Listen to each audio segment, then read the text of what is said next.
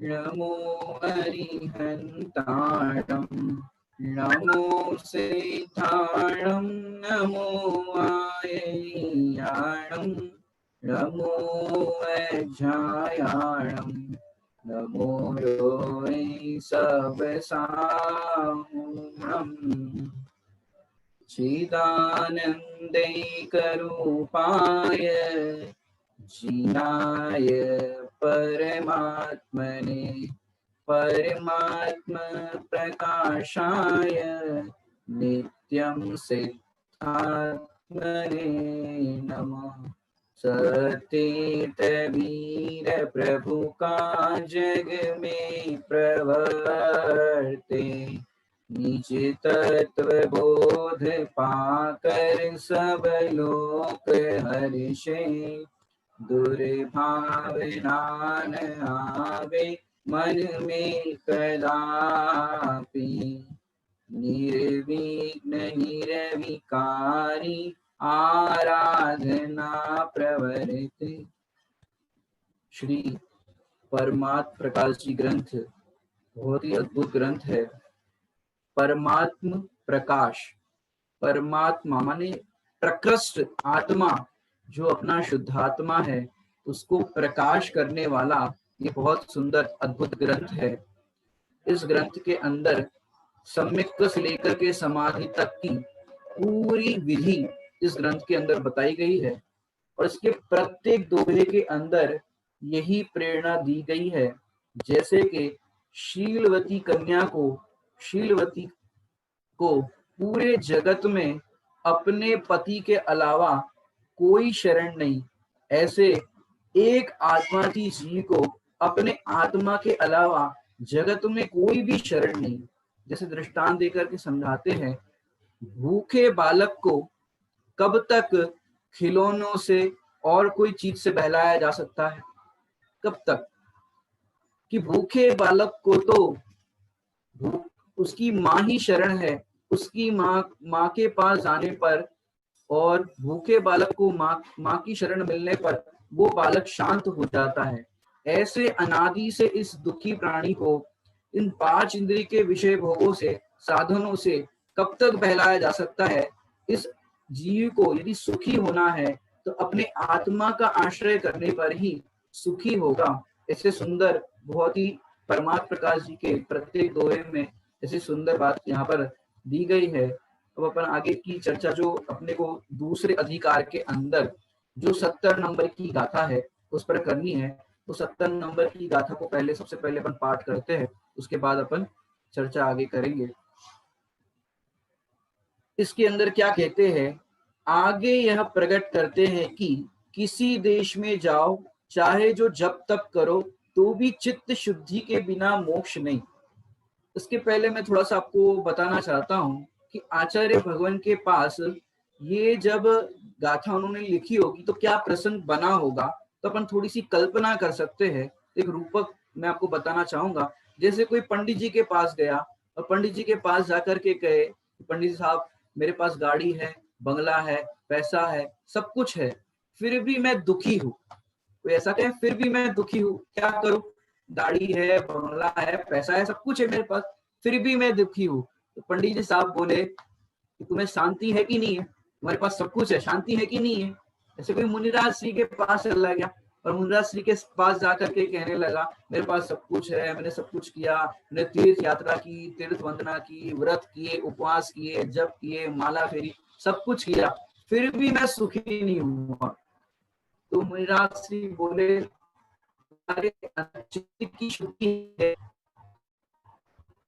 दूसरी कल्पना ही कर सकते आचार्य देव ने किस प्रसंग में ये गाथा लिखी, शिष्य को क्या समझाना चाहते थे। हो सकता है उन्हीं के संगस्थ जो शिष्य हो, उनकी इच्छा हुई हो कि मैं कोई अन्य स्थान पर जाकर के आराधना करूं, कोई दूसरे संघ में जाकर के ज्ञानार्जन करूं, या तीर्थ वंदना करने का भाव हो। ऐसी कोई भी अंदर की जो इच्छा हो उनकी तीर्थ वंदना करने की, कोई अन्य संघ में ज्ञानार्जन करने की, तो गुरु के सामने उन्होंने निवेदन किया कि मैं ऐसे तीर्थ वंदना के लिए या तो मैं किसी संघ में ज्ञानार्जन के लिए जाना चाहता हूँ, कृपया आप मुझे योग्य समाधान दीजिए। तो योग्य समाधान के तौर पर आचार्य भगवान ने ये गाथा बताई हो, ऐसा हम अनुमान लगा सकते हैं।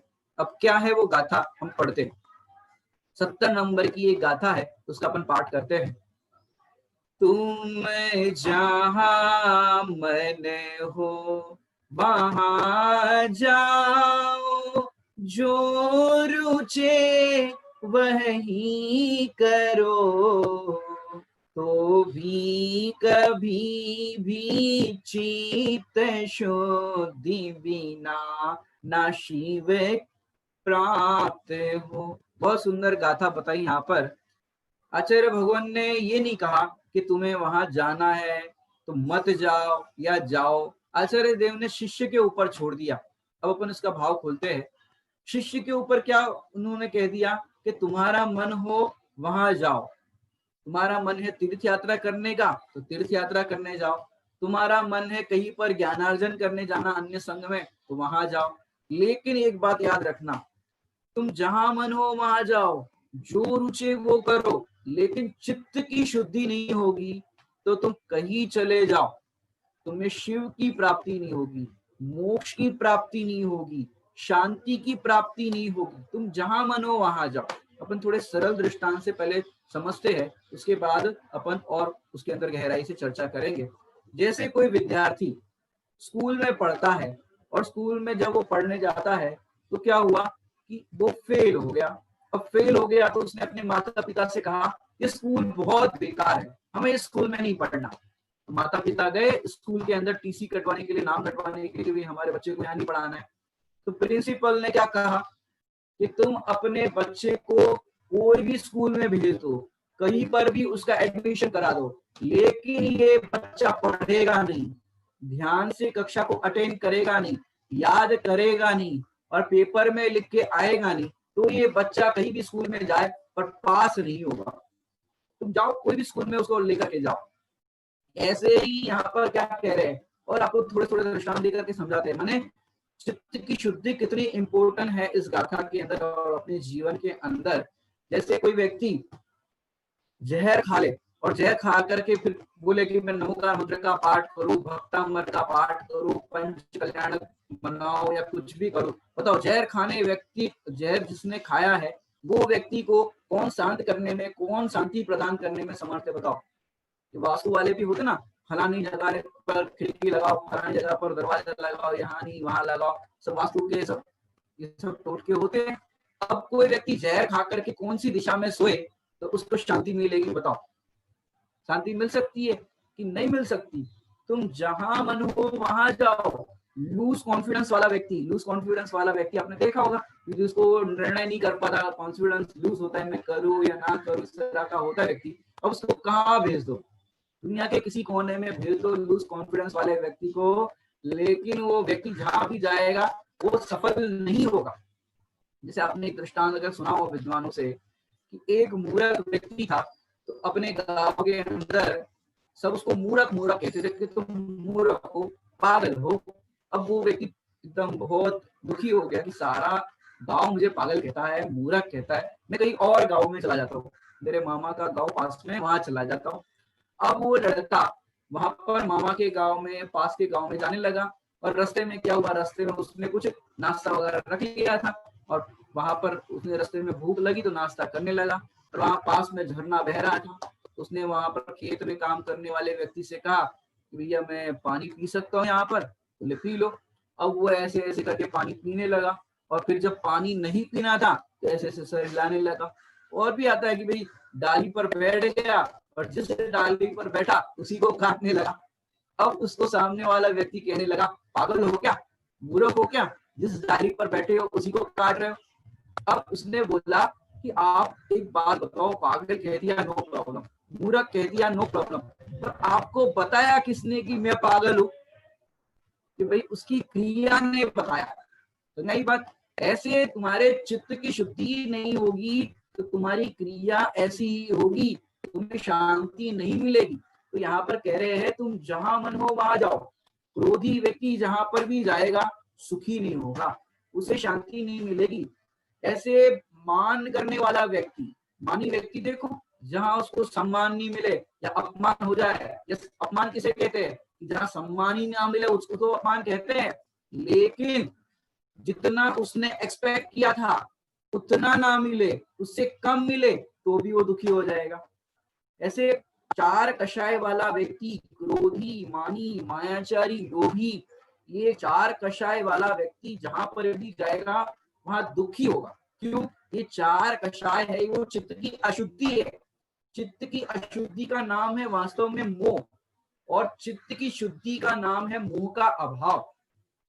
चित्त की शुद्धि क्या है कि जिसके अपने आत्मा के अंदर मैं आत्मा हूँ, परमात्मा स्वरूप हूँ, ऐसा जिसको भान हुआ, वहां प्रकट होती है चित्त की शुद्धि। ये प्रथम नंबर की चित्त की शुद्धि है।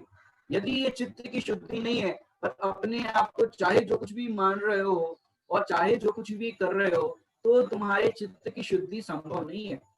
माने चित्त की शुद्धि कैसी होती है कि चाहे जैसा कर्म का उदय आ जाए, उस कर्म के उदय के अंदर माने शरीर में लकवा हो जाए, आजकल की भाषा में कहे तो कोरोना हो जाए, कोरोना के काल में भी अपने आप को कैसा अनुभव करे कि ये कोरोना मेरे में नहीं है। हालांकि होना नहीं चाहिए किसी को कोरोना, सब लोग स्वस्थ रहे, ऐसी भावना है, सुखी रहे सब जीव जगत के। फिर भी यदि हो जाता है तो चित्त की शुद्धि जिसको, क्योंकि कई बार क्या होता है, आपने देखा होगा भी वर्तमान में न्यूज के अंदर कि किसी को जरा सा बुखार आया और बुखार आने पर चित्त की अशुद्धि हो गई। मेरे को तो चित्त की अशुद्धि, अरे भैया मेरे को बुखार आ गया, कहीं कोरोना तो नहीं हो गया, कहीं कोरोना तो नहीं हो गया। इस तरह से चित्त की अशुद्धि हुई, माने भय उत्पन्न हुआ चित्त की अशुद्धि का कि कोरोना तो नहीं हो गया, तो उतने में हार्ट अटैक आ गया और मर गया। कोरोना तो नहीं हुआ लेकिन हार्ट अटैक से मर गया।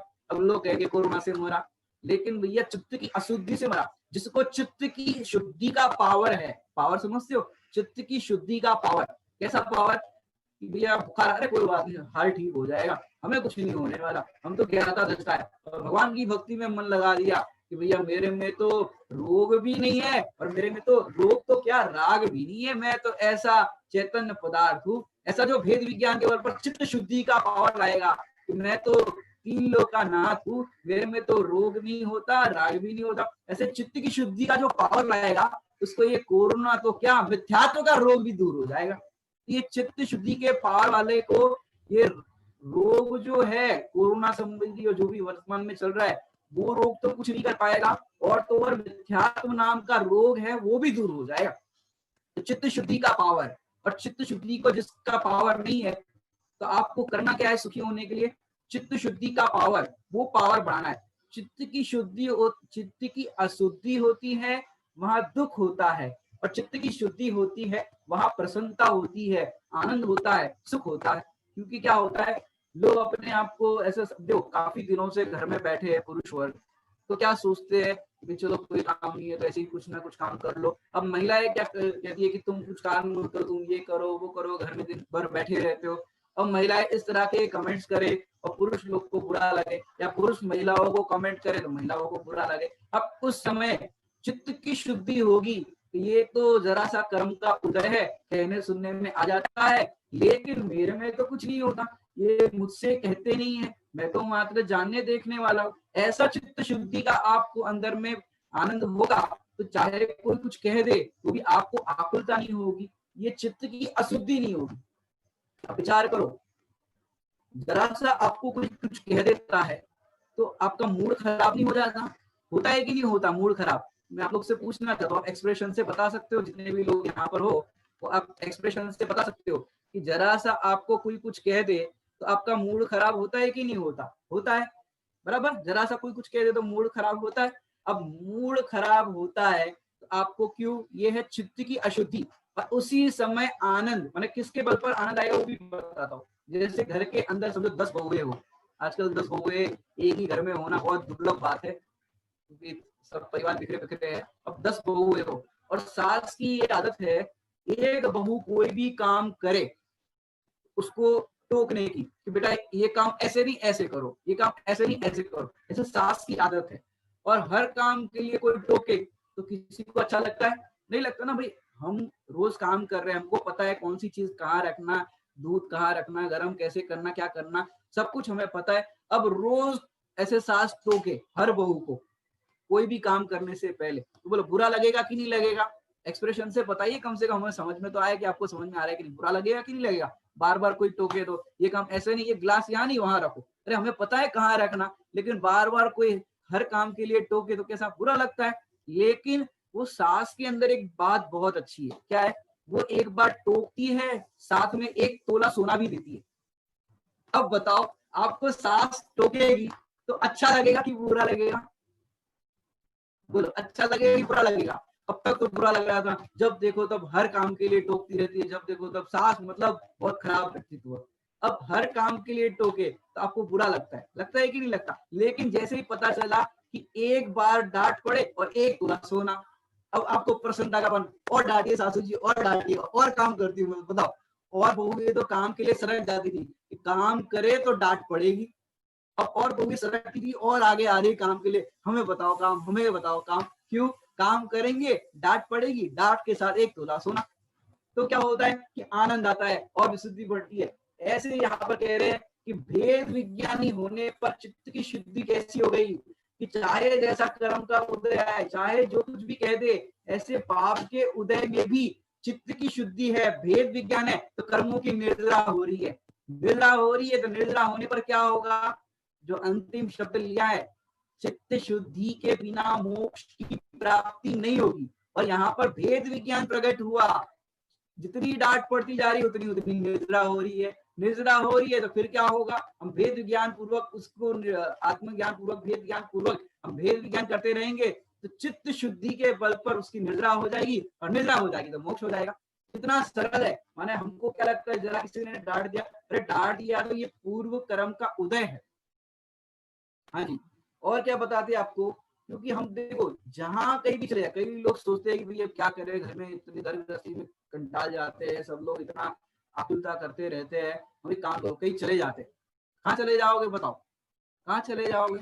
कि तुम जहां जाओगे वहां उदय साथ में आएगा। अब उदय साथ में आएगा तो क्या करोगे? जैसे घर में उदय आ रहा है, वैसे जहां जाओगे, साधर्मियों के समागम में जाओगे, चाहे आप कहीं चले जाओ, चाहे अमायन चले जाओ, सोनागिरी चले जाओ, समय शिखर भी चले जाओ, कहीं चले जाओ, लेकिन चित्त की शुद्धि नहीं होगी तो वहां दुखी ही रहोगे। तो क्या करें कि चित्त की शुद्धि के लिए हम क्या करें? कि चित्त की शुद्धि के लिए भेद विज्ञान करें। कि जब आपको भेद, ये जो गाथा है ये टेस्टर है। टेस्टर समझते हो? इलेक्ट्रिक का होता है ना टेस्टर। आप स्विच बोर्ड के अंदर वो इलेक्ट्रिक वाला होता है, चेक करता है यहाँ पर करंट आ रहा है कि नहीं आ रहा है। ऐसे ये मोह का टेस्टर है। मोह का टेस्टर माने आपको प्रसंग प्रसंग में ऐसा कर्म का उदय आएगा, वहां पर आपको कषाय उत्पन्न हो रही है कि नहीं हो रही, ये तो आपको स्वयं टेस्ट करना पड़ेगा। आप जब भी कषाय उत्पन्न हो, जब भी आपका मन खराब हो, मूड खराब हो, तब विचार करना ये चित्त की अशुद्धि है, और चित्त की अशुद्धि होगी तो मोक्ष की प्राप्ति नहीं होगी। तो उस समय भेद विज्ञान करो, ये कर्म का उदय तो मेरे में नहीं आया, मेरे में तो मात्र ज्ञान का उदय, तो चित्त की अशुद्धि दूर होगी, चित्त की शुद्धि प्रकट होगी। तो क्या करना कि चित्त की शुद्धि प्रकट करने का उपाय करना। कई बार क्या होता है, नई नई बहुएं होती है, अब नए घर में जाती है तो काम करने का इतना अनुभव नहीं होता, उनका रहन सहन अलग, इनका अलग। अब नया एक ग्लास ग्लास का पूरा कांच का सेट लाया था, अब बहू नहीं थी तो काम भी एकदम सहज के करती है, और गलती से कांच फूट गया। अब कांच फूट गया, कांच का ग्लास फूट गया। अब सास कैसी हो गई? सास आग बबूला हो गई, एक काम ढंग से नहीं करती, नया ग्लास था, इतने रुपए का ग्लास था, तुमने फोड़ दिया, तुमने नुकसान कर दिया। अब सास है वो बरस गई। अब बरस गई तो क्या हुआ? अब आप है चित्त शुद्धि की गाथा पढ़ करके आई हो बहू, तो शांति से सुनते रहो। सास सोचेगी इतनी डांट पड़ी, इतना हमने चिल्लाया, इसको इतना सब कुछ कहा, फिर भी ये शांत है, इस पे कोई असर नहीं। मैंने ठंडा बर्फ रखा हो वैसे शांत है, इसको तो पिघल ही नहीं रही, ना कुछ हो रहा है। अब सास उल्टा आपको देखने लगी, इसको कोई गुस्सा ही नहीं आ रहा है, ना इसका कोई रिएक्शन है, उल्टा बहू ने चरण स्पर्श कर लिए। सासू जी गलती हो गई, आगे से ध्यान रखेंगे। सासू जी देखेगी ये तो देवी है, इसको जरा सा भी गुस्सा नहीं आया। अब सासू जी के ऊपर आते। अब सासू जी को क्या करना चाहिए कि भैया देखो, जितना जितना आपको उस क्रॉकरी सेट पर, कांच के ग्लास का जो भी सेट था, जो भी नुकसान हुआ, जितना जितना मोह होगा उसके प्रति, ममत्व भाव होगा, राग भाव होगा, उतनी उतनी चित्त की अशुद्धि होगी। और जितना जितना उस पर पदार्थों के प्रति आपको भेद विज्ञान होगा कि ये मेरे नहीं है, इससे कोई सुखी नहीं होता, इससे कोई दुखी नहीं होता। वास्तव में अचेतन वस्तु के लिए चेतन का तिरस्कार मत करना, ये चित्त की अशुद्धि है। तो क्या करना कि उस समय कांच का, जब कांच आएगी फैला हुआ लग जाएगा, पर भी कांच किसी को लग जाएगा, तुरंत आप बहुत से कर रहे बेटा ऐसे मत उठाओ, झाड़ू से उठाओ और कोई चीज से उठाओ, तुम्हारे हाथ में चोट लग जाएगी, तुम्हें ग्लास लगा तो नहीं, कहीं चोट तो नहीं लगी। इस तरह से कहोगे तो बहुत सोचेगी इतना ग्लास टूट गया, नुकसान हो गया, पर सास मुझे नहीं डांट रही। तो पूरे घर के अंदर चित्त शुद्धि का वातावरण रहेगा, अशुद्धि ही नहीं होगी तो आकुलता नहीं होगी, और सारे घर में स्वाध्याय का वातावरण होगा तो चित्त की अशुद्धि नहीं होगी। और जहां पर चित्त की शुद्धि का वातावरण, ये बहिरंग की बात कर रहे हैं, चित्त की शुद्धि का वातावरण बाहर में होगा तो वहां पर आनंद ही आनंद होगा। और जहां पर बहिरंग में आनंद है तो वहां पर आनंद प्राप्त करने का अवसर स्वाध्याय के माध्यम से सबको मिलेगा। ऐसे देखो क्या होता है, हम जरा जरा सी बात पर चित्त की अशुद्धि स्वयं करते। जैसे छोटे बच्चे अभी यहाँ तो दिखाई नहीं दे रहे, लेकिन समझो बच्चे को अपन ने 10 रुपए दिए कोई काम से और बच्चे ने खो दिए। अब बच्चे जो है क्या करते, खो गए तो क्या करते हैं, बच्चे झूठ बोलते हैं या ऐसा हो गया वैसा हो गया। अगर समझो बच्चे ने 10 रुपए की आइसक्रीम खा ली और मम्मी डांटेगी कि भाई आइसक्रीम क्यों खाई, तो बच्चे ने झूठ बोल दिया कि नहीं मम्मी वो रास्ते में मैं जा रहा था और पैसे खो गए। तो ये झूठ बोलना है, चित्त की अशुद्धि है। रेलगाड़ी में बिना टिकट सफर कर लिया और फिर अपन आनंद मान रहे उसके अंदर, तो ये झूठ बोलना, चोरी करना, ये 5 प्रकार के पाप है, वो चित्त की अशुद्धि है। और 5 पाप करने वाला कहीं चला जाए, हिंसा करने वाला कहीं चला जाए, बोलो शांति मिलेगी कि नहीं मिलेगी? नहीं मिलेगी। ऐसे 5 देखो, पहले अपन ने 4 कषाय घटित किए, 4 कषाय वाला चाहे कहीं पर चला जाए लेकिन दुखी रहेगा, उसको शांति नहीं मिलेगी। ऐसे ही 5 पाप करने वाला भी कहीं चला जाए, उसको शांति नहीं मिलेगी। अब देखो कितने ही जीव 5 पाप करके छुपने का रास्ता बना देते, कहीं छुप जाए। जहां 1 मिनट जरा होल्ड, हाँ जी, 5 पाप करने वाला चाहे कहीं पर चला जाए उसको शांति नहीं मिलेगी। क्यों शांति नहीं मिलेगी? क्योंकि उसको अंदर में ये भय है कि कोई मुझे पकड़ लेगा, कोई मुझे बांध लेगा। इस तरह का जो भय बना रहा है उसको, उस कारण से उसको शांति नहीं मिलेगी। क्यों?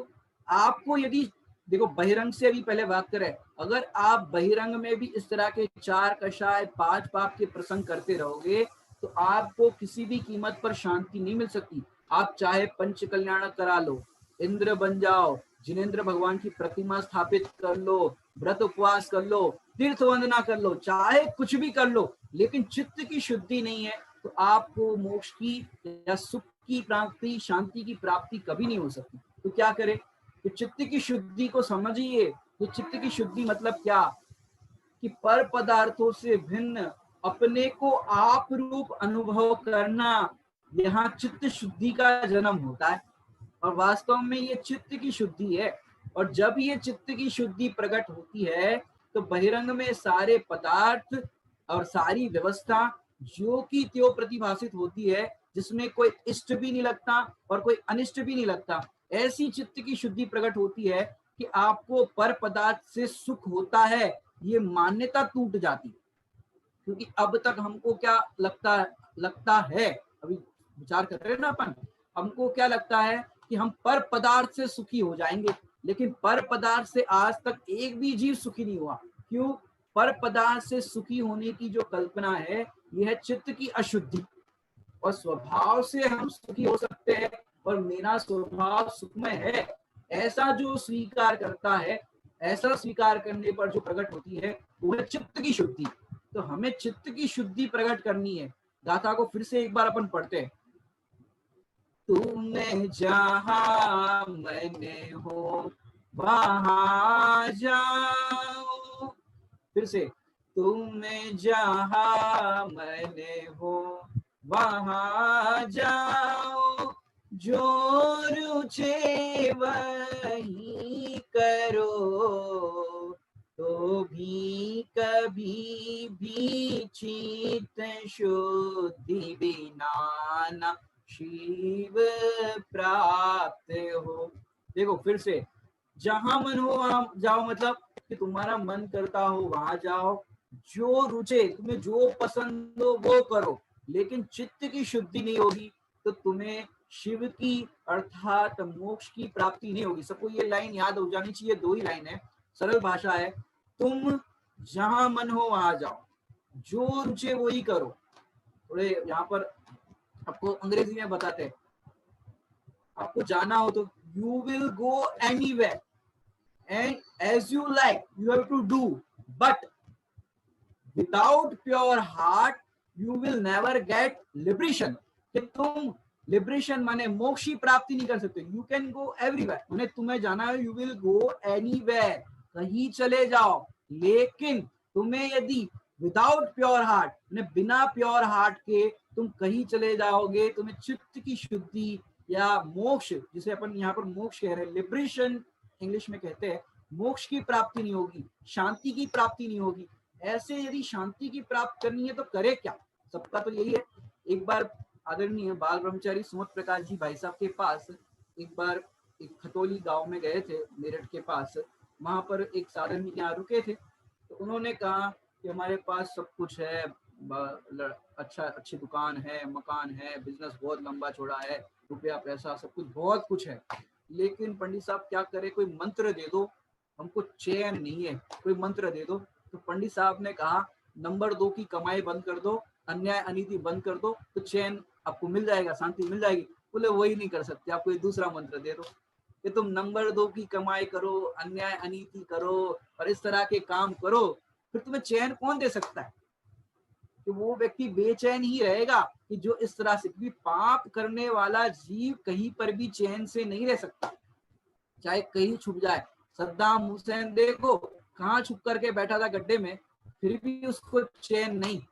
अंदर उसने बड़े बड़े सब महल जैसा अंदर बनाया था, बाथरूम के नल भी देखो तो सोने के नल बनाए थे, लेकिन सोने के नल बनाने पर भी वो चैन उसको एक समय भी नहीं था कि कोई हम पर अटैक ना कर दे।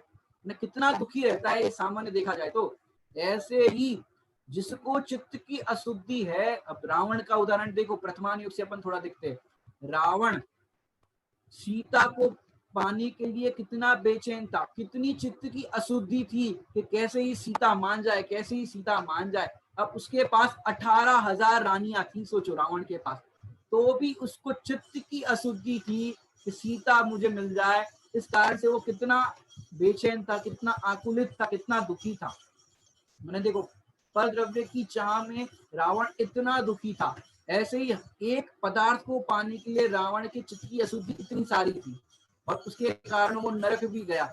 अब हम तुम देखो कितने पदार्थों को अपने अनुकूल बनाना चाहते हैं, कितने पदार्थ को पाना चाहते हैं, अपने अनुकूल बनाना चाहते हैं, तो हमारी चित्त की अशुद्धि कितनी सारी हो जाती।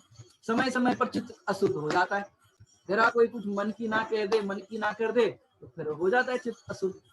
तो यहाँ पर क्या कह रहे हैं, चित्त की शुद्धि ये सर्वश्रेष्ठ कार्य है। अब देखो पुराणों से अपन थोड़ा देखते हैं कि चित्त की अशुद्धि वाले जीवों की क्या दशा हुई और चित्त की शुद्धि वाले जीवों की क्या दशा हुई। अब देखो सेठ सुदर्शन, चित्त की शुद्धि थी तो रानी द्वारा उपसर्ग हुआ, तो उस उपसर्ग के काल में भी वो सेठ सुदर्शन का चित्त चलायमान नहीं हुआ, अर्थात चित्त की अशुद्धि नहीं हुई। तो उस प्रसंग के अंदर भी वो आराम से ज्ञाता दृष्टा भाव पूर्वक बैठे रहे। राजा ने उनको मृत्यु दंड घोषित कर दिया और कहा अपने प्रसंग में कुछ कहना चाहते हो? कुछ नहीं कहा। अंदर में चित्त शुद्धि है तो बाहर में जो होना है हो जाए, हमें कोई फर्क नहीं पड़ता। और फिर क्या हुआ, सूली का सिंहासन हो गया। सीता जी को गर्भवती अवस्था में जंगल में छुड़वा दिया, परीक्षा तक नहीं की। और फिर अग्नि परीक्षा जब हुई तो अंदर में चित्त की शुद्धि थी तो बाहर में अग्नि कुंड से जल कुंड हो गया। ये चित्त की शुद्धि का प्रभाव है कि जिसका चित्त पवित्र होता है तो बाहर में ऐसे उपसर्ग के काल में भी देवों द्वारा इस तरह के सब आपको देखने मिलते हैं। लेकिन चित्त की शुद्धि ये बहुत इंपॉर्टेंट चीज है। अब देखो कि अभिराम कुमार की अभी आपने कुछ दिनों पहले कथा सुनी थी, सुनील भैया जी ने सुनाई थी, तो उस जेनेक्स में सुनाई थी। उसमें उन्होंने कथा के अंदर एक अभिराम कुमार का जो चरित्र बताया था कि वो बचपन से ही वैरागी थे, उनको राग नहीं था किसी चीज का, लेकिन पिताश्री जो चक्रवर्ती थे उनके आग्रह के कारण उन्होंने विवाह किया। और पापा ने कहा कि भाई तुम्हें जो वैराग्य परिणति है, विरक्त हो, कोई बात नहीं, विवाह करके भी वैसे ही रहना। पिता को लगा विवाह करने के बाद उनका चित्त अशुद्ध हो जाएगा, यहाँ की भाषा में कहे तो। अब 3000 रानियां, सोचो 3000 रानियां पूरे राउंड सर्कल में बैठी है और कुमार, और ऐसा 64,000 वर्ष तक। एक दिन की बात होती, 2 दिन की बात होती तो ठीक है, लेकिन 64,000 वर्ष तक जिसको कहते हैं असीदारा व्रत। इस प्रसंग के अंदर 3000 रानियां रोज उनसे राग विलाप कर रही है, लेकिन वो अभिराम कुमार का चित्त अशुद्ध नहीं हुआ। सोचो, दृश्य कल्पना करो, 3000 रानियां चारों तरफ है और कुमार बीच में बैठे हैं। अब 3000 रानियां क्या कह रही है? हे स्वामी एक बार मेरे रूप को देखो, इसे रानियां चारों तरफ कह रही है। और कुमार क्या कह रहे हैं? क्या देखे ये विकृत है चिद रूप तुम देखो। क्या देखे ये रूप को, ये तो विकृत है, चिद रूप को तुम देखो। अब 3000 रानियां मिलकर के भी विवाह हुआ था, वो तो कोई बात नहीं थी कि कोई पर स्त्री का प्रसंग था, स्वस्त्री थी, विवाह हुआ था, लेकिन उस समय भी स्वस्त्री भी उनका चित्त चलायमान नहीं कर पाई। साहब ना, देवांगना खड़ी हो सन्मुख करती अंग विकार। इस प्रसंग के अंदर भी मेरा ऐसा बल हो, मुझे है स्वामी उस बल की दरकार, जिस बल को पा करके स्वामी आप हुए भव पार। सोचो अभिराम कुमार, ऐसे प्रसंग के अंदर भी उनका चित्त चलायमान नहीं हुआ। और तो जम्मू स्वामी का भी प्रसंग ऐसे ही है, विवाह हुआ, उन्होंने कहा हम प्रातःकाल दीक्षा ले लेंगे।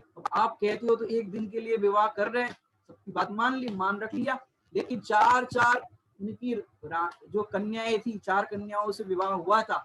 उस प्रसंग के अंदर 4 कन्याएं अलग अलग तरह से उनको राग विलाप की बातें कर रही है। आप चर्चा पढ़ना, जम्मू स्वामी की एक पुस्तक है, उसके अंदर कि ऐसी ऐसी सुंदर सुंदर चर्चाएं वहां पर लिखी कि वो राग की बात कर रही है और वो जम्मू स्वामी वैराग की बात कर रहे हैं। और ऐसी रात भर चर्चा चलती रही और 500 चोरों को खबर मिली थी कि भाई यहाँ पर कोई शादी हुई है और बहुत सारा गहना, बहुत सारा सोना चांदी इस तरह का वहां पर मिला है। तो 500 चोरों ने सोचा कि आज की रात में तो वो लोग राग विलाप में ऐसे मंत्र मुग्ध होंगे और हम सोना चांदी सब साफ करके ले जाएंगे। लेकिन वो चोर लोग भी उनके रात की इस तरह की चर्चा सुनने पर उन 500 चोरों को भी वैराग्य आ गया कि देखो ऐसे राग के प्रसंग में भी ये कैसे है महापुरुष, तो वैराग्य की बात कर रहे हैं, धन्य है ऐसा जीवन। और वैराग्य क्या क्या, सोचो, चित्त की शुद्धि दूसरों को भी चित्त शुद्धि में निमित्त बनती है। पॉइंट बदल रहे थोड़ा सा, चित्त की शुद्धि दूसरों को भी चित्त शुद्धि में निमित्त बनती है, लेकिन चित्त की अशुद्धि वाला जीव किसी की चित्त शुद्धि को चलायमान कर भी सकता है और नहीं भी कर सकता, दोनों प्रसंग। यहाँ पर यदि चित्त शुद्धि का पावर कमजोर होगा तो फिर चित्त की अशुद्धि हो जाएगी, और यहाँ पर चित्त शुद्धि का पावर बलवान होगा तो चित्त की शुद्धि को कोई चलायमान करने में समर्थ नहीं। सीता जी की देखो, सीता जी को रावण के यहाँ पर रखा गया और रावण ने सीता को अपने अनुकूल बनाने के लिए कितने कितने प्रयास किए कि भाई तुम्हें हम सोना चांदी से तोल देंगे, सोना चांदी से इतने गहने दे देंगे, बढ़िया से बढ़िया आभूषण, बढ़िया से बढ़िया कपड़े, सब कुछ तुम्हें दे देंगे, तुम चाहो वैसा महल बना देंगे, तुम एक बार कहो तो सही। मैंने अनेक प्रकार के प्रलोभन दिए, भय दिखाया, लेकिन एक भी उनका उपाय चल नहीं पाया। और तो और मंदोदरी उनकी पत्नी रावण की, उन्होंने कहा कि काम करो, आपकी ये दशा मुझसे देखी नहीं जाती, आपके पास तो बहुरूपणी विद्या है, आप एक काम करो, राम का रूप धारण करो, वो आपको स्वीकार कर लेगी। तो रावण ने कहा ये बात तुमने सही कही, आज तुमने अपनी पटरानी का रोल अदा किया है। और फिर रावण ने सीता का मनाने के लिए राम का रूप धारण कर लिया। और ऐसे रामायण के प्रसंग में बहुत सारे कवियों ने बात लिखी है। एक अपने भारत संस्कृति में रामचरितमानस लिखा गया जो तुलसीदास जी का है। अब उन्होंने जब रावण के कष्ट में रावण है वो सीता जी के कक्ष में कदम रखते हैं, वैसे उन्होंने एक सुंदर चौपाई लिखी। क्या लिखा? जो मैं रूप धरू धनुर्धारी, जो मैं रूप धरू धनुर्धारी, माता रूप लगे पर नारी। जो मैं राम का रूप धारण करता हूँ तो सीता मुझे माता रूप दिखाई देती। सोचो, विचार करो कि चित्त शुद्धि वाले जीव रामचंद्र जी का एक समय के लिए स्वांग धारण करने पर वो रावण का भी चित्त शुद्ध हो गया उस स्वांग को धारण करने पर। ऐसे ही तू अनादि से अनेक स्वांग धारण कर रहा है। मनुष्य, तिर्यंच, नरक, देव गति में अनेक प्रकार के स्वांग धारण कर रहा है। एक बार ऐसा स्वांग धारण कर कि मैं आत्मा हूं, ऐसा एक बार रोल तो कर। ऐसा रोल करने पर तेरा चित्त शुद्ध ना हो तो हमसे कह देना। एक बार तो ऐसा रोल धारण कर कि मैं तो आत्मा हूं, ऐसा एक बार प्रैक्टिस तो कर। अपनी भाषा में कहे, एक बार तू प्रैक्टिस कर। आज 1 घंटा बैठ करके मात्र प्रैक्टिस कर, मैं आत्मा हूं, मैं बस मात्र जानने देखने वाला हूं। अब घर में कोई आपकी प्रशंसा करे या निंदा करे, हर प्रसंग के अंदर आपको 1 घंटा ज्ञाता भाव अनुभव करना है। एक बार तू ज्ञाता भाव का रोल तो कर, क्योंकि ये जो दिखाई दे रहा है, this is just a role, I am a soul. ऐसा भेद विज्ञान 1 घंटा करना सीख गया, 1 घंटा से 2 घंटा, 2 घंटा से 3 घंटा, ऐसे तू बार बार अभ्यास करेगा। तो अभ्यास करने पर क्या होगा कि तू अपने आप को आप ही अनुभव करने लगेगा। तो रहेगी चित्त की शुद्धि वालों जीवों की दशा देखो, कितना आनंदमय उनका जीवन होता है। आप देखो, वारिसेन और पुष्पडाल का पुराण से दृष्टांत देखो। वारिसेन 12 साल तक संग में रहे, लेकिन चित्त की शुद्धि नहीं थी, तो बार बार वो कहानी स्त्री की याद आती थी। सोचो, बार बार वो कहानी स्त्री की याद आती थी। रह रहे कहां पर? संग में रह रहे, मीरा स्त्री के संग में रह रहे। और तो और समोसरण में साक्षात तीर्थंकर परमात्मा का उपदेश सुन रहे, वहां पर भी उनको क्या हुआ? कहानी स्त्री की याद आ रही थी, समोसरण से उठ करके चले गए। चित्त की अशुद्धि के कारण ऐसा हुआ। और चित्त की शुद्धि जब प्रकट हुई कि मेरे साथ जो मीराज है, उनकी स्त्रियां तो मेरे से भी सुंदर थी। जब वो पूरा प्रसंग वृतांत बना, अभी ज्यादा समय नहीं है, और उन्होंने जब उनके महल में खबर भिजवाई कि इस तरह से हम आ रहे हैं, तो सोने का पाटा रखा और एक काष्ठ का पाटा रखा। अब जिनके चित्त की अशुद्धि थी वो सोने के पाटे पर विराजमान हो गए, और जिनको चित्त की शुद्धि थी काष्ठ के पाटे पर विराजमान हो गए। अब एक से एक सुंदर स्त्रियां थी उनकी पूर्व, जब घर से पर्याय थी तब की। अब वो विचार करने लगे कि इनकी एक से सुंदर देवांगना जैसी स्त्रियां, लेकिन इनका मन बिल्कुल पवित्र है और आराधना में इनका उपयोग है, और काम में वो कानी स्त्री के लिए अपना उपयोग खराब कर रहा हो, और चल दिए। सोचो, चित्त की शुद्धि का कितना बड़ा कमाल है। ऐसे हमें भी यदि मोक्ष की प्राप्ति करनी है तो चित्त की शुद्धि करनी पड़ेगी। जो चित्त की शुद्धि करते हैं, चित्त की शुद्धि करते अर्थात माने अपने को आप रूप अनुभव करना, यही चित्त शुद्धि है, और यही परमार्थ से शुद्धि है। और ये चित्त शुद्धि का पूरे मोक्ष मार्ग में बहुत बड़ा रोल है। यदि चित्त शुद्धि नहीं होगी तो मोक्ष मार्ग भी स्टार्ट नहीं होगा। मोक्ष मार्ग किसे कहते हैं? सम्यक दर्शन ज्ञान चारित्राणी मोक्ष मार्ग। ये सम्यक दर्शन जो प्रथम सीढ़ी कही गई है छेड़ाला जी के अंदर, वो प्रथम सीढ़ी भी नहीं चढ़ पाओगे यदि ये चित्त की शुद्धि नहीं है तो। फिर तुम कहा ना, जहां मनो वहां जाओ, कि भाई हम फलानी जगह चले जाएंगे। तो अरे मैं कहता हूँ तुम विदेश क्षेत्र चले जाओ, और तो और सिद्धालय भी चले जाओ, चित्त की शुद्धि बिना वहां जाओगे तो तुम्हारा काम नहीं होगा। सिद्धालय में भी नहीं होगा। क्यों? सिद्धालय में क्या है? सिद्धालय में तो सारे चित्त शुद्धि वाले जीव है ना। बोलो, चित्त शुद्धि वाले है कि नहीं सिद्धालय में? तो भाई सिद्धालय के अंदर निगोदिया जीव भी रहते हैं। अब निगोदिया जीव है वो कैसे है? चित्त शुद्धि वाले कि चित्त अशुद्धि वाले? चित्त अशुद्धि वाले जीव है। यदि तुम, क्योंकि कई बार सोचते हैं लोग कि मैं आत्मा आराधना करने के लिए कहाँ करूँ, क्या करूँ, भी हम सिद्धालय जाएंगे। लेकिन भैया, जिस शुभ भाव में शुद्धता का पुरुषार्थ ना हो, वह शुभ भाव परंपरा से पाप भाव अर्थात पाप बंध का कारण है। तो नहीं बात, अपन कहे कि सिद्धालय चले जाएंगे तो किस बल पे जाओगे? चित्त शुद्धि के बल पर जाओगे तो अनंत काल के लिए आनंद करोगे। और चित्त में तो अशुद्धि है, भैया सिद्धालय में जाएंगे एक दिन हम सिद्ध बन जाएंगे। ऐसे भजन भी गाते हैं। क्या गाते हैं?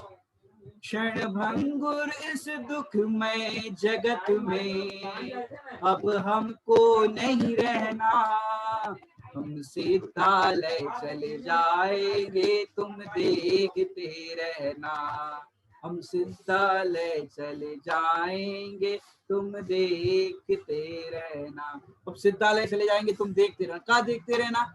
यहाँ पर चित्त शुद्धि प्रकट हो गई तो कहना नहीं पड़ेगा हम चले जाएंगे, अपने आप चित्त शुद्धि हुई और पहुंच जाओगे। जैसे मॉल के अंदर सीढ़ियां होती है, एक्सीलेटर, तुम एक्सीलेटर पर पाव रखो सीधे जीना चढ़ जाओगे ऊपर। ऐसे ये सम्यक दर्शन माने चित्त शुद्धि प्रकट करो तो सम्यक दर्शन की सीढ़ी पर पाव रखो और सीधे सिद्धालय पहुंच जाओगे और अनंत काल के लिए आनंद करोगे। और यहाँ पर चित्त शुद्धि है नहीं, हम सिद्धालय चले जाएंगे तुम देखते, अब देखते रहेंगे। अरे देखते रहना नहीं, अपने को आप रूप देखना। जो अपने को आप रूप देखते हैं, अपने को आप रूप अनुभव करते हैं और चित्त शुद्धि जिनको प्रकट होती है उनका मोक्ष होता है। क्या कहते हैं, क्या कहते हैं कि चित्त की शुद्धि वाले जीवों को आनंद ही होता है, मोक्ष ही होता है। और कैसे होता है उसके ऊपर और थोड़ी सी चर्चा लेते हैं। चित्त की शुद्धि, चित्त की शुद्धि को अपन देखो, पहले अपन ने 4 कषाय से देखा, फिर 5 पाप से देखा, ये अशुद्धि की बात की और उसके पॉजिटिव भी अपन ने देखा। अब चित्त शुद्धि को अपन अलग एंगल से थोड़ा देखते हैं। चित्त शुद्धि जिसको नहीं है, माने शंका करने वाला जीव, माने डाउटफुल, समझते हो? डाउट, जो संशय करता रहता है ये भी सही है या वो भी सही है, इस तरह से चित्त की अशुद्धि करने वाला जीव, माने शंका वाला जीव कहीं पर भी चला जाए। माने आपने देखा होगा रेलवे स्टेशन पर ट्रेन लेट होती है तो ट्रेन लेट होती तो अनाउंसमेंट हो जाती है, ये ट्रेन लेट है 1 घंटे बाद आएगी, इस तरह से अनाउंसमेंट हो गई। अब आप रेलवे स्टेशन पर हो, अब रेलवे स्टेशन पर आप ट्रेन का इंतजार कर रहे हो और फिर कई लोगों की आदत होती है जब अनाउंसमेंट हो गया 1 घंटे बाद आएगी तो कई लोग ऐसे देखते रहते हैं, अब तक नहीं आई, अरे अबे तक कहां से आएगी, 1 घंटे बाद आएगी ना। अब शंका करने वाला जीव बार बार वो जहां से जिस दिशा से ट्रेन आने वाली है वहां बार बार देखता रहेगा। अब शंका करने वाला जीव चैन से नहीं बैठ सकता। अब पता चला 1 घंटे बाद आएगी तो शंका क्यों करते हो? 1 घंटा तक आराम से प्रवचन सुनो, स्वाध्याय करो, कोई ग्रंथ पढ़ो, जो कुछ भी करना है, माला फेरो, 1 घंटा तक आराधना करो ना। आकुलता क्यों करते हो, दुखी क्यों होते हो? अब शंका करने वाला जीव जहां जाएगा, रेलवे स्टेशन पर भी जाएगा तो दुखी रहेगा ये। और निशंकित जीव, जैसे ही जाना ट्रेन 1 घंटा लेट है, निशंकित हो गया। अब समझ आ रही बात? 8 अंक को घटित कर रहे इसके अंदर।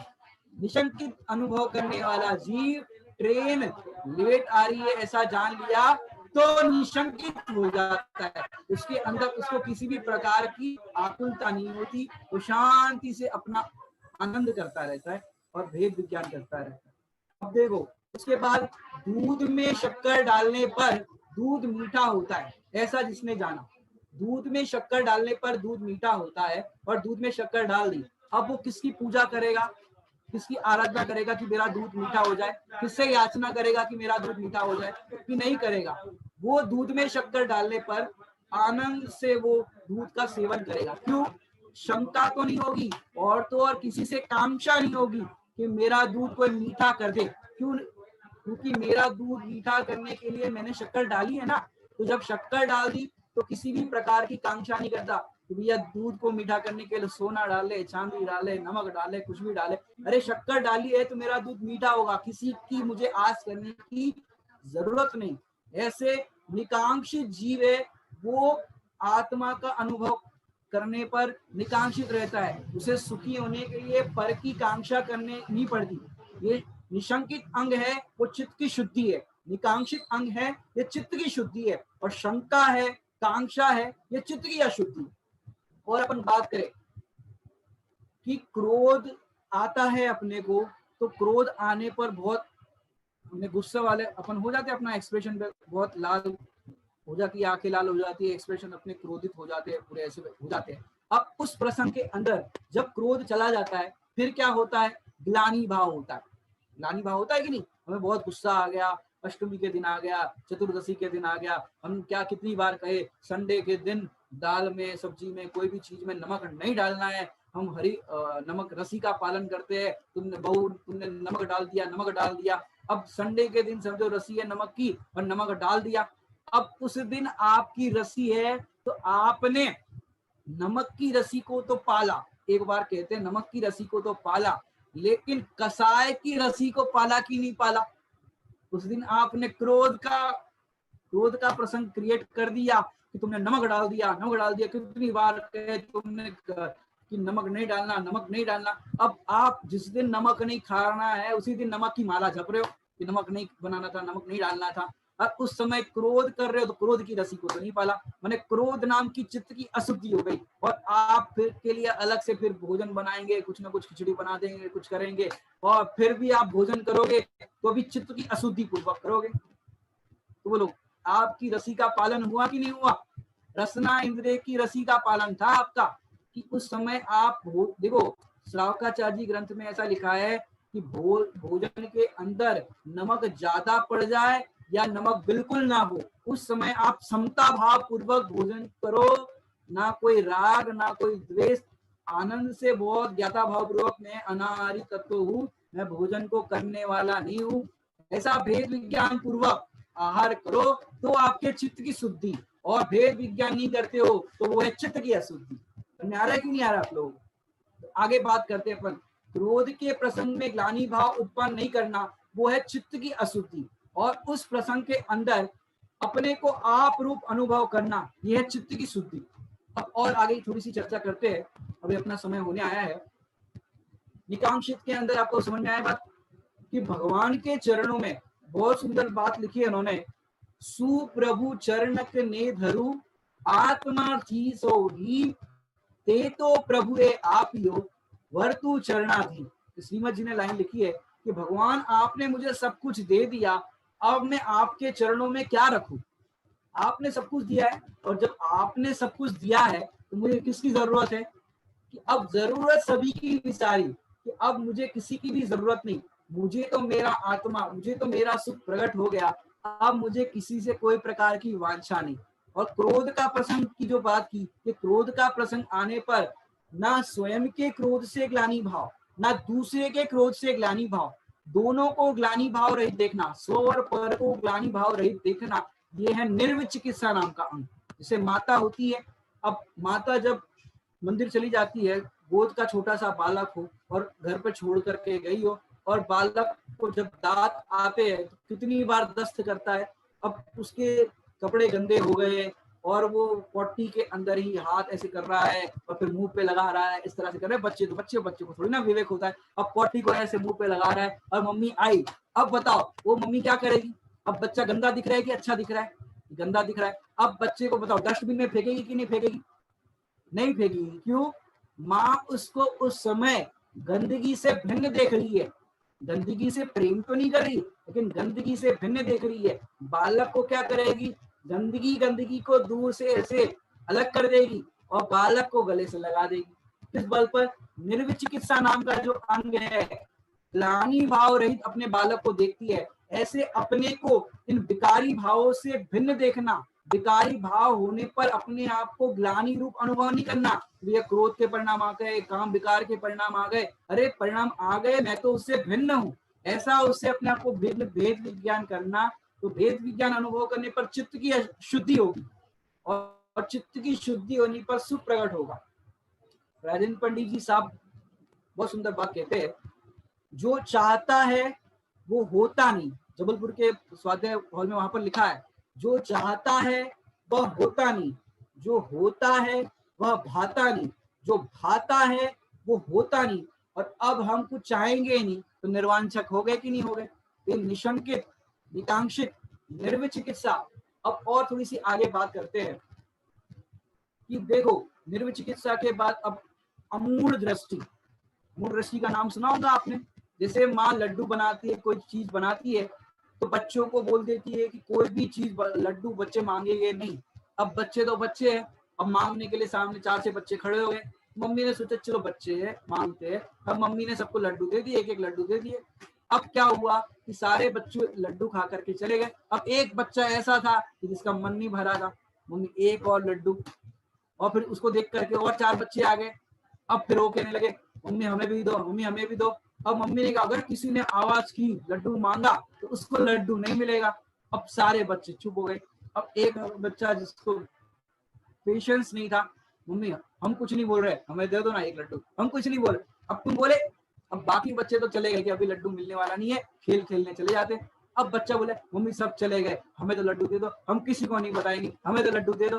अब मम्मी को आया गुस्सा और पूरे परात में जितने भी लड्डू थे ले खा ले खा ले। अब बताओ, बच्चे के सामने पूरे लड्डू ऑफर कर दिए, पूरी परात रख दी लड्डू की। अब बताओ बच्चा खाएगा कि नहीं खाएगा? नहीं खाएगा। क्यों? मूड नहीं होता। मम्मी कह रही है लड्डू खा ले और बच्चा नहीं खाता, तो अमूढ़ दृष्टि। तो जिसको चित्त की शुद्धि प्रकट होती है वो मूड नहीं होते। रेवती रानी का दृष्टांत आता है ग्रंथ के अंदर कि उनको कहा 25वें तीर्थंकर का समोशरण आया है, वो मूड नहीं होती। तीर्थंकर किसी होते, अभी कोई कहते यह भोगों में सुख है, ज्ञानी है, वो मूड नहीं होते। क्यों? सुख तो अपने आत्मा में ही है, पांच इंद्रिय के विषय भोगों में नहीं है। उन्होंने तो अंदर में अनुभव ऐसा किया है। आनंद भोगों में नहीं, निश्चय परम श्रद्धान है। आनंद का सागर स्वयं शुद्धात्मा भगवान है। तो वो मूड नहीं होते, क्योंकि आनंद का सागर तो शुद्धात्मा भगवान है, माने अपना जो आत्मा है उसी के अंदर आनंद है। तो ऐसे मूड नहीं होते। ये अमूढ़ दृष्टि, तो चित्त शुद्धि प्रकट होने पर ये अमूढ़ दृष्टि नाम का अंग प्रकट होता है। और आगे क्या बात करें, उपगुहन नाम का अंग, ये चित्त शुद्धि के हम पॉइंट बता रहे हैं आपको। इस तरह से आप घर पे और होमवर्क करना, चित्त शुद्धि को आपको पूरा दोहराना है, घर के अंदर आपको भेद विज्ञान करना है। जहाँ चित्त की शुद्धि प्रकट हुई वहीं पर आपको आनंद और मोक्ष की प्राप्ति होगी। अब अगला है उपगुहन नाम का अंग। उपगुहन के अंदर क्या होता है कि जैसे घर के अंदर जो अपनी बिटिया है, ज्यादा घर का काम काज जानती नहीं और सब उसके अंदर है, कमी हर लोग में होती कमी है, लेकिन लड़के वाले देखने के लिए आए और लड़की सब सामने दिखा, सब बात हुई, फिर सब बात हो रही हो कि हमने सुना है आपकी बिटिया भोजन नहीं बना पाती है। तो उसके पिताजी या मम्मी क्या कहेगी, अरे नहीं नहीं नहीं, ऐसी कोई बात नहीं है, घर का भोजन तो वही बनाती है, अब कब कम ज्यादा नमक डल जाता है, 19 हो जाता है, बाकी भोजन तो वही बनाती है, बढ़िया बनाती है, कभी 19 हो जाता है, नमक कम ज्यादा डल जाता है। ये क्या है? उपगुहन। हमने सुना है आपके बेटी की आवाज थोड़ी कर्कश है। अरे कैसी बात करते हो, अब हमारी बेटी मंदिर में जब भी बलौवा होता है, भजन गवाए जाते हैं, तो मेरी बेटी सबसे आगे रहती, वो भजन गाती है। अब हर कोई तो लता मंगेशकर नहीं होता, बाकी तो गाती तो वही है। अब ये कर रहे हैं उपगुहन। अब हमने सुना है एक बार कोई कह रहा था आपकी बेटी रोटी बनाती है तो भारत का नक्शा बन जाता है, सही से गोल नहीं बेल पाती।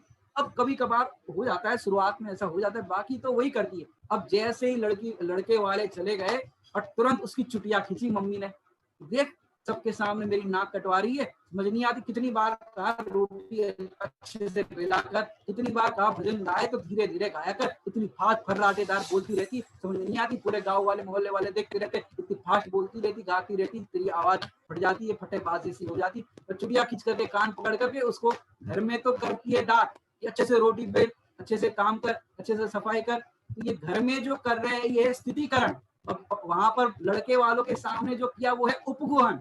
अब देखो, चित्त की शुद्धि जिसको प्रकट हो गई है, और परमार्थ में देखे तो जिसको चित्त की शुद्धि प्रकट हो गई है वो क्या करते हैं कि वो अपने जो भी दोष होते हैं उसको तो व्यायक भाव के बल पर करते हैं उपगुहन, और फिर उन दोषों को आत्मा के बल पर अपने को स्थिर करने के लिए करते हैं स्थितिकरण। अपनी परिणति यदि कहीं 4-5 इंद्रिय के विषय भोग में जारी हो तो अपनी ही परिणति को टोकते हैं, अरे परिणति तू कहाँ जा रही है, तेरा सुख तो तेरे आश्रय से होगा, आत्मा के आश्रय से होगा, तू वहां मत जा। तो इस तरह से उसको करते हैं आत्मा में स्थितिकरण, और अपने दोषों को ज्ञान स्वरूप के अवलंबन द्वारा करते हैं उपगुहन। अब वात्सल्य, जिसको चित्त की शुद्धि प्रकट होती है उसको सारे जगत के प्रति वात्सल्य भाव होता है, सारे जीव चित्त की शुद्धि प्रकट करे और इस मोक्ष की प्राप्ति करे, ये ऐसी भावना जिसको होती है वो है वात्सल्य भावना। और प्रभावना अंग, इसको एक और दृष्टांत देकर के बात पूरी करेंगे। जैसे आप लोग कहीं फ्लाइट में जा रहे हो, हवाई जहाज में जा रहे हो, कहीं विदेश में जा रहे हो, और वहां पर सारे विदेशी भाषा वाले लोग हैं, कोई आपका परिचित नहीं है। अब बताओ क्या होगा, कोई आपसे, और समझो 25-30 घंटे का सफर है फ्लाइट के अंदर, बहुत लंबा सफर है। अब कोई आपका परिचित नहीं हो, किससे बात करोगे आपकी भाषा में। अब क्या हुआ कि एक मुस्लिम भाई उस फ्लाइट के अंदर था और आपने उसको किसी से फोन पे हिंदी में बात करते हुए या कुछ बोलते हुए, कुछ टाइप करते, आजकल बोल करके टाइप करते, हिंदी में टाइप करते हुए देखा मुस्लिम भाई को। तो क्या हुआ कि जैसे ही आपने देखा कि ये हिंदी बोलने वाला है, अब कौन सी जात का है, कौन सी कास्ट का है, कहाँ का है, सब कुछ आपने एक साइड रख दिया और सीधा, और भैया आप हिंदुस्तान से हो और कहाँ से हो, और उन्होंने कहा वहां से, अरे हम भी वहां से, और कहाँ से, फलाने मोहल्ले से, हम भी वहां से, हम भी वहां से। इस तरह से अगल बगल के मोहल्ले वाले मिल गए।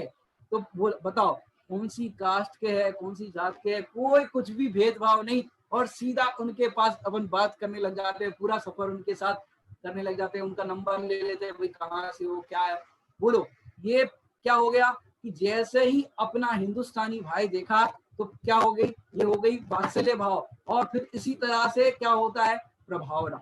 तो ऐसे ही जहां चित्त की शुद्धि प्रकट हुई, तो ये एक इंद्रिय जीव है, ये दो इंद्रिय जीव है, ये कीड़ा है, ये कुत्ता है, अरे किसी को पर्याय दृष्टि से मत देखो, सभी भगवान आत्मा है, और सभी जीव को एक इंद्रिय से लेकर के संगी पंचेंद्रिय तक सारे जीव मुझे भगवान आत्मा दिखेंगे। कोई भी जीव छोटा या बड़ा नहीं देखेगा, सभी जीव, कोई भी जीव मतलब सास है वो खराब नहीं दिखेगी, सास को बहू खराब नहीं दिखेगी, सारे घर के मेंबर, दिरानी को जेठानी खराब नहीं दिखे, जेठानी को दिरानी खराब नहीं दिखे, सभी लोग भगवान आत्मा दिखे। तो ये हो गई चित्त की शुद्धि, और ऐसी चित्त की शुद्धि प्रकट होने पर आनंद ही आनंद होगा, और ऐसा आनंद प्रकट होने पर क्या होगा, सुख प्रकट होगा। और ऐसी चित्त की शुद्धि जब प्रकट होती है तो पहले नंबर का मोक्ष होता है वह दृष्टि मोक्ष, और इस तरह से चित्त की शुद्धि बढ़ती जाती है, चित्त की शुद्धि की वृद्धि होती जाती है। तो इस तरह से धीरे धीरे कसाई चौकड़ी का अभाव होता है और मोक्ष की प्राप्ति होती है। एक और बात अंतिम में कहना चाहूंगा कि जो चित्त की शुद्धि है, अभी किसी को बहिरंग में चित्त की शुद्धि हो लेकिन अंतरंग में हो, ये जरूरी नहीं है। समझ मेरी बात।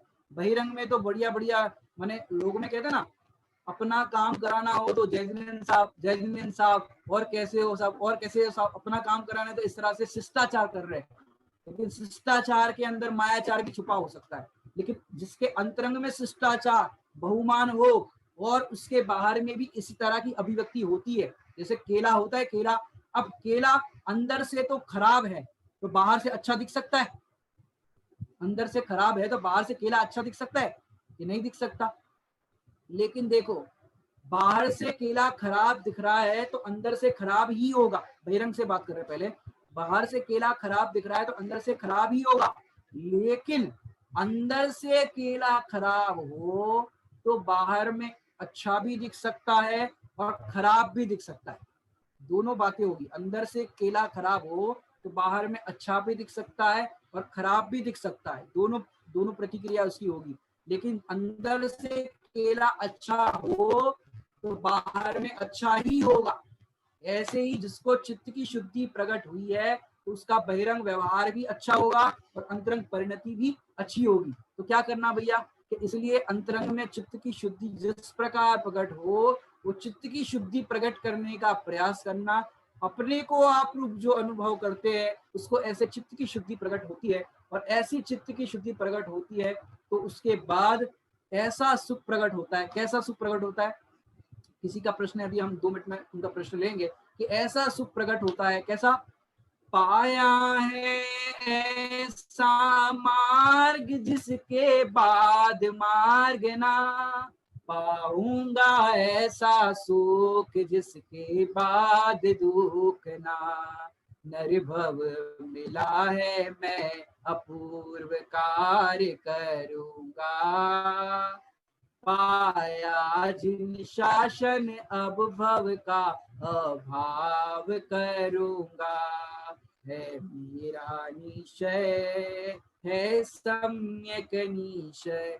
ऐसे हम सब अपने को आप रूप अनुभव करके चित्त शुद्धि को प्रकट करें और निरंतर अपनी चित्त शुद्धि बने रहे और सबको भगवान आत्मा रूप देखे और अनुभव करें। इसी मंगल भावना से विराम लेते हैं। अब आपका प्रश्न आप पूछ सकते हैं। ओम नमः सिद्धेश्वर। बोलिए प्रश्न।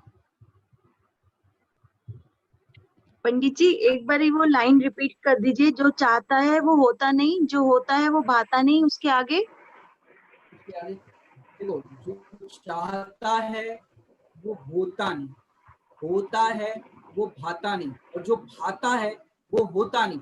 अब जब होता ही नहीं अपने अनुसार, तो फिर निकांक्षित अंग प्रकट करो ना, माने किसी भी प्रकार की कांक्षा मत करो, क्योंकि अपने चाहने से कुछ होता नहीं, और जो हो जाता है वो भाता नहीं, और भाता है वो फिर अपने वो कांक्षा करने की जरूरत ही नहीं है अपने को, भाई ये चाहिए वो चाहिए। जो भी जैसा है बस उसको समता भाव पूर्वक, यथा भाव पूर्वक हम उसको देखें। और कोई गौतमी किसी जी, हाँ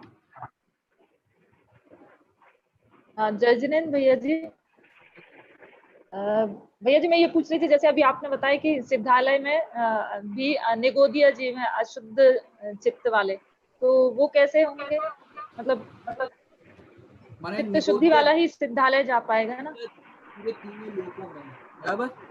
अब क्या होता है कि निगोदिया जीव पूरे तीनों लोकों में, तो हम जैसे मैंने एग्जांपल दिया कि जो चित्त की अशुद्धि वाले जीव है और भावना क्या करते हैं कि हमें सिद्धालय जाना है, हमें सिद्धालय जाना है, तो कदाचित निदान बंद हो जाए सिद्धालय जाने का, निदान बंद हो जाए सिद्धालय जाने का, और फिर सिद्धालय चले जाए, और चित्त की शुद्धि रहित है, इस कारण से निगोदिया पर्याय में जन्म ले सकते हैं, क्योंकि ऐसे कई निगोदिया जीव है जो सिद्धालय में रहते हैं। इस तरह से चित्त की शुद्धि सहित जाओगे तो फिर आपका वहां पर सिद्ध पर्याय में होगा, लेकिन चित्त की अशुद्धि सहित होगे, क्योंकि निगोदिया पूरे तीनों लोगों में। हाँ जी, ठीक है। और कोई हाँ, क्या प्रश्न? किसी और का प्रश्न है क्या? नहीं। आज हमने भैया ने पंडित निखिल जी शास्त्री मुंबई भैया का प्रवचन सुना, परमात्मा प्रकाश जी गाथा नंबर 17 पे। भैया हमेशा भाई जी के साथ रहते हैं और भाई जी का समागम भैया को मिलता रहता है, और जब भी भाई जी जबलपुर आते हैं तो भाई जी के साथ साथ हमें निखिल भैया का भी समागम मिलता है। आज बहुत ही सुंदर चर्चा हमने भैया जी के माध्यम से सुनी। मैं भैया का आभार व्यक्त करता हूँ। तो ऐसे निखिल जी का हमने लाभ लिया। अब हम जिनवाणी स्तुति करेंगे। निखिल जी आप जिनवाणी स्तुति कराइए। जिनवाणी जीवन में सुख का आधार है, जिनवाणी जीवन में सुख का आधार है, महिमा अपार है जी, महिमा अपार है, महिमा अपार है जी, महिमा अपार है। जिस तम को दीप चंद्र सूर्य भी ना हर सके, जिनवाणी माता ही मोह तम को हरे। सम्यक ज्ञान का प्रकाश हो ये सुख कार्य है, सम्यक ज्ञान का प्रकाश हो ये सुख कार्य है। महिमा अपार है जी, महिमा अपार है, महिमा अपार है जी, महिमा अपार है। वस्तु के स्वरूप को माँ ही बताती है, वस्तु के स्वरूप को माँ ही बताती है। वीतरागी संतों से माँ ही मिलाती है, वीतरागी संतों से माँ ही मिलाती है। चार अनुयोग में महामंगलकार है, चार अनुयोग में महामंगलकार है। महिमा अपार है जी, महिमा अपार है, महिमा अपार है जी, महिमा अपार है। इस तरह से जिनवाणी स्तुति समापन करते हैं। जा वाणी के ज्ञान से सूझे लो कालो, सो वाणी मा सक नमो सदा देत हूँ।